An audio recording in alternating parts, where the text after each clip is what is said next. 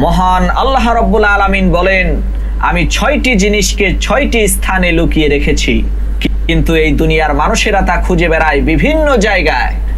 এক, আমি দ্বীন ইসলামকে লুকিয়ে রেখেছি ক্ষুধা, দারিদ্রতা আর ধৈর্যের মধ্যে, কিন্তু মানুষ তা খুঁজে বেড়ায় উদরপূর্তি আর সচ্ছলতার মধ্যে।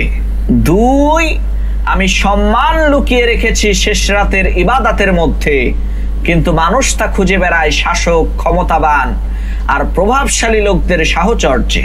তিন, আমি সুখ শান্তি লুকিয়ে রেখেছি জান্নাতে, কিন্তু মানুষ তা খুঁজে বেড়ায় দুনিয়াতে।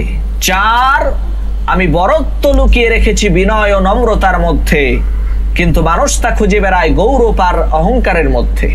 পাঁচ, আমি ধনী হওয়া রেখেছি অল্প তুষ্টির মধ্যে, কিন্তু মানুষ তা খুঁজে বেড়ায় লোভ লালসার মধ্যে। ছয়, আমি দোয়া কবুল হওয়াকে লুকিয়ে রেখেছি হালাল রিজিকের মধ্যে, কিন্তু মানুষ তা খুঁজে বেড়ায় হারাম উপার্জনের মধ্যে।